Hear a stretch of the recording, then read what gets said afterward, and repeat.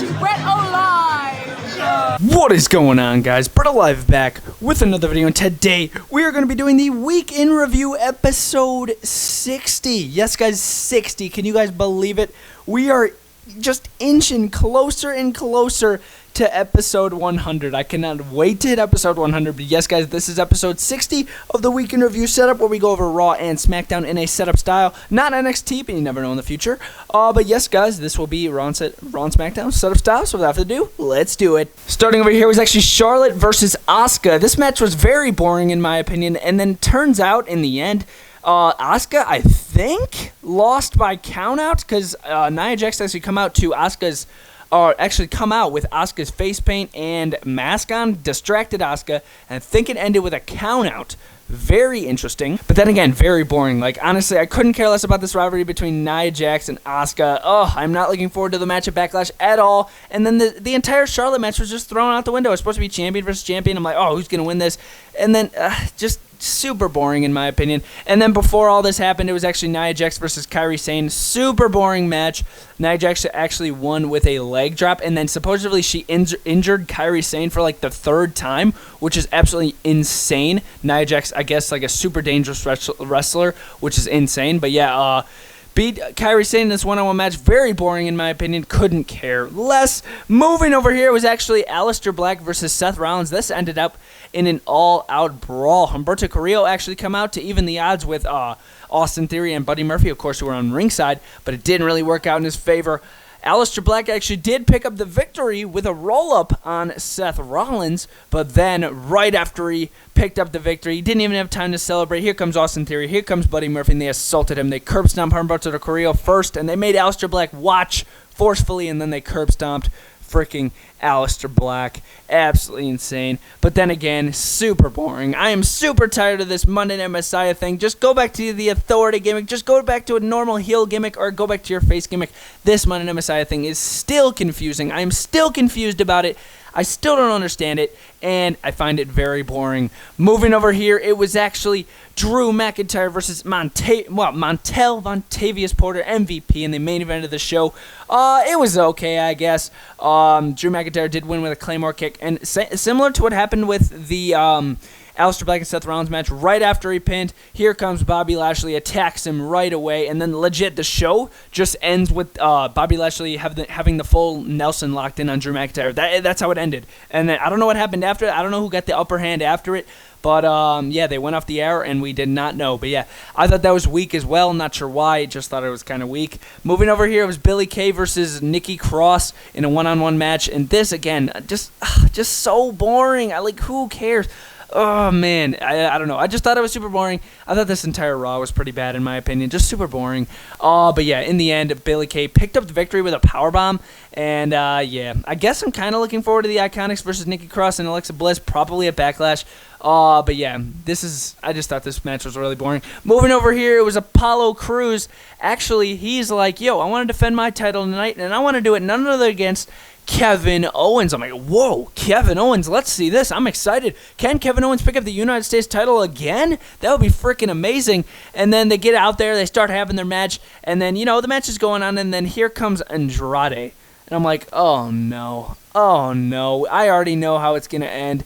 Andrade and Angel Garza come out and they disqualify the match. There goes the bell. I'm like, oh, there goes that match. Super boring. Oh, my gosh. And then, of course, obviously, it's a tag team match. Andrade and Angel Garza versus Apollo Crews and Kevin Owens. In the end, Apollo Crews did pick up the victory with his turnabout powerbomb, I think they call it, which is a pretty cool move. And then Kevin Owens and Apollo Crews did reign supreme. Hopefully we can see Kevin Owens pick up the United States title in the future. Hopefully Kevin Owens will turn heel soon. I cannot stand his face gimmick, but they were hinting at his heel turn during a little promo that Apollo and him had before their one-on-one match.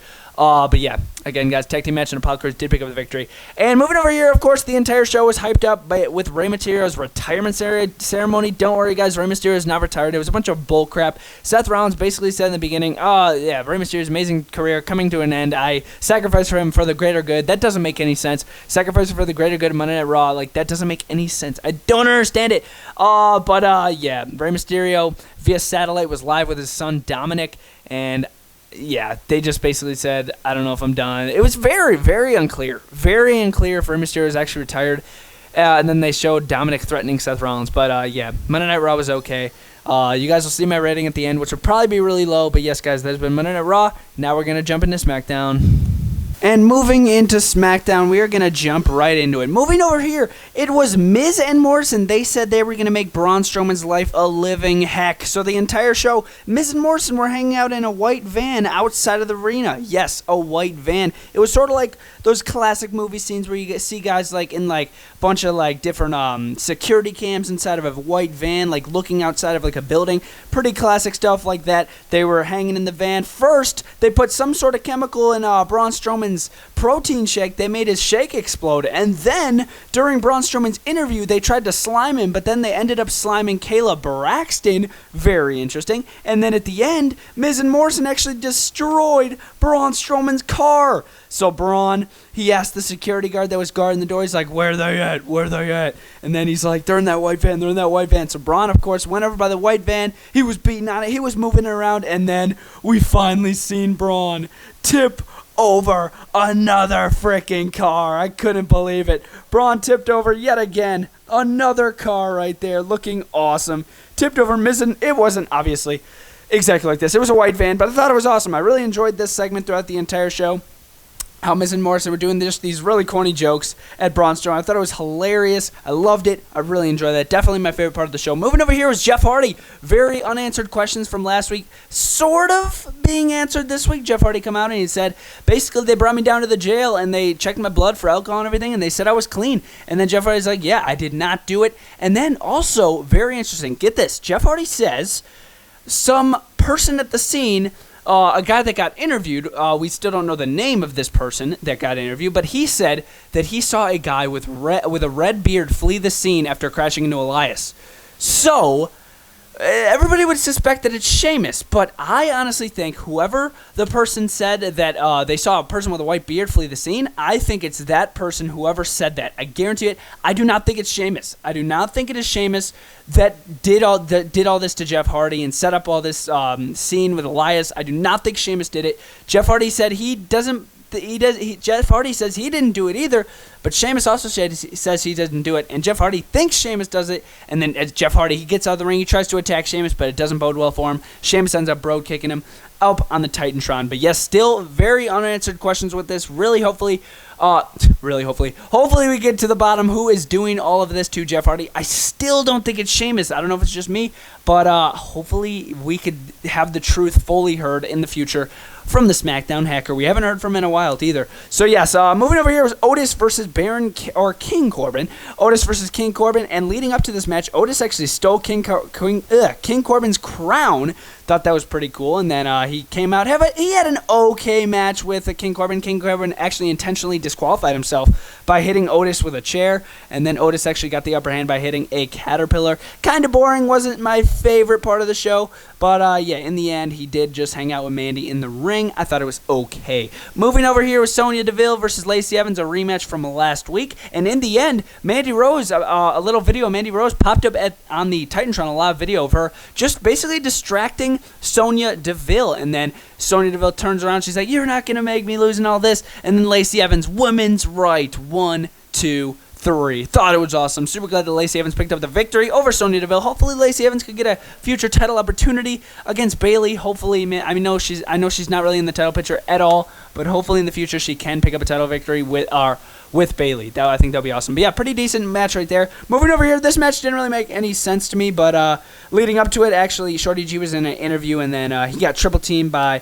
Cesaro, Shinsuke Nakamura, as well as Mojo Rawley, and then that turned into a three-way match with the New Day, Kofi Kingston and Big E New Day and Chad Gable versus Cesaro, Shinsuke, and Mojo. It wasn't a half-bad tag team match. I wouldn't say it was bad. I thought it was pretty interesting. It didn't really make too much sense to me, as I said, but still, wasn't a half-bad match in the end. Kofi Kingston actually pinned one of the guys to pick up the victory, and then that's how it ended. I thought it was okay. Not my favorite part of the show, but still, wasn't half bad. Moving over here was AJ Styles versus Drew Gulak. I don't have a Drew Gulak figure, otherwise I would have set up little moments with them, but yes, AJ Styles versus Drew Gulak. Very surprisingly, Drew Gulak ended up pinning AJ Styles with a roll-up, I think, and then Freaking just Daniel Bryan and Gulak just rubbing it in the stage. AJ Styles was living in the ring, dude. I couldn't believe that Drew Gulak picked up the victory against AJ Styles. That's insane. Hopefully, AJ Styles can pick up that Intercontinental Championship at Backlash. I mean, it would be cool to see Daniel Bryan as Intercontinental Champion again, but it's something new with AJ Styles. Hopefully, we can see that. Yes, Backlash coming very, very soon. And, yeah, predictions will be coming on that very, very soon. Of course, like a couple days before the show. But yeah, thought this wasn't that bad with Gulak and AJ Styles. Moving over here, main event of the show. Kind of disappointed about this. It was actually Sasha Banks and Bayley versus Nikki Cross and Alexa Bliss for the Women's Tag Team Championships. And then in the end, Sasha Banks and Bayley had a little controversial like tagging going on. Bayley intentionally tagged herself in and tried to win the match herself when Sasha Banks fully had it in the bag. She was about to tap out Nikki Cross, but then Sasha Banks ended up getting back in the ring, and then she backslided Nikki Cross. Very surprisingly, Sasha Banks and Bayley are the brand new just women's tag team champions. I cannot believe it. I was so disappointed because I really liked Alexa Bliss and Nikki Cross as the champs. But yeah, Bayley and Sasha Banks are your brand new women's champions, which I don't really know how I feel about it. I think it's okay, but then again, I don't know. I really like Nikki Cross and Alexa Bliss as the champs. But yes, guys, that was SmackDown. I really enjoyed this week in review. Oh, yeah, guys, Raw this week. Woo. Man, it was not that good. I'm going to have to give Raw 4 out of 10. And then SmackDown over here, I'm going to give SmackDown a 7. I'm going to give SmackDown a 7. Thought it wasn't too bad. But then again, it could use a little improvement. Still need more answers. I still need more answers for this, Jeff Hardy and Sheamus. I loved this. I thought this was just hysterical. I loved it. Thought it was funny. But yeah, everything else was all right. Hopefully you guys enjoyed this week in review. Let me know what you guys thought about the shows down in the comments down below. And I'll see you guys next time. BrettO Live out.